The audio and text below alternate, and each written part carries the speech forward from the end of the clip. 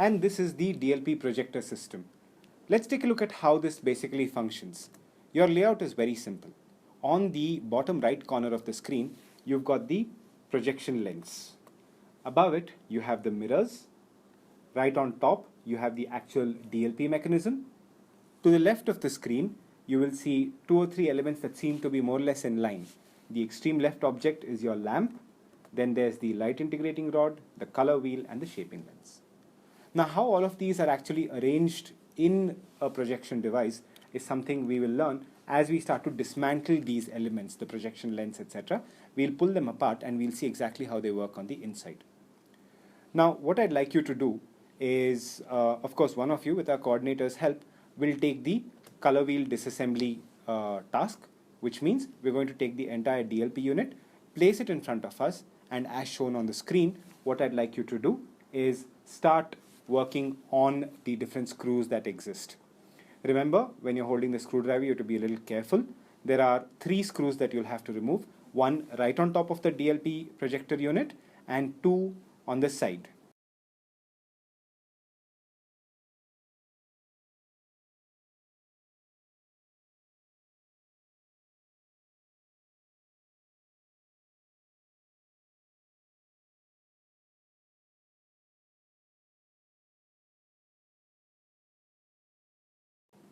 Now, of course, because it's convenient for us, at this stage, what I've done is speeded up the video a little bit.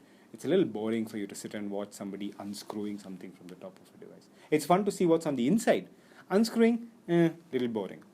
So I'm going to take apart the color wheel now. And as I'm taking the color wheel apart, what you will see is I'm handling these things extremely carefully. I want you to do the exact same thing.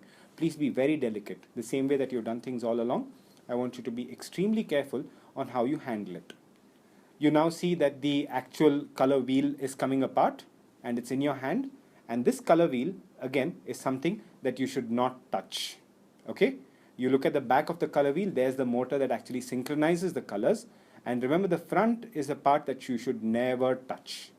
Okay, now that we've moved the color wheel out of the way, what we are going to take a look at is the DMD unit itself. Now, the DMD unit starts with a heatsink at the back. It's that big metal thing with fins, and it has 2 screws that are mounted on springs. If you look very carefully, you'll see that there are little springs on both sides. What I'd like you to do is now very carefully take the screwdriver, of course with the help of your coordinator.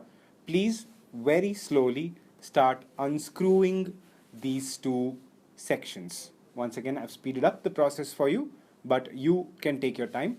There's no rush in you doing it. Please take your own sweet time and unscrew these, because once we've unscrewed them, we've gotten rid of the heatsink element. And the heatsink element is something that makes sure the DMD, the digital micromirror device, stays cool throughout the duration of its working.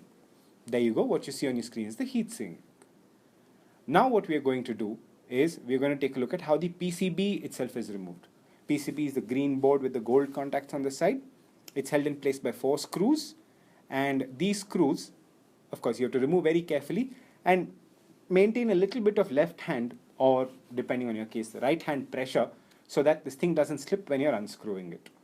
We've removed 3 of the screws, and now we're removing the 4th screw. That's off, and we'll very gently lift the PCB out of its cradle, as you can see happening on the screen right now. Turn it over, and now you see the digital micromirror device. It's that entire metal bit with a very shiny mirror-like piece in the middle.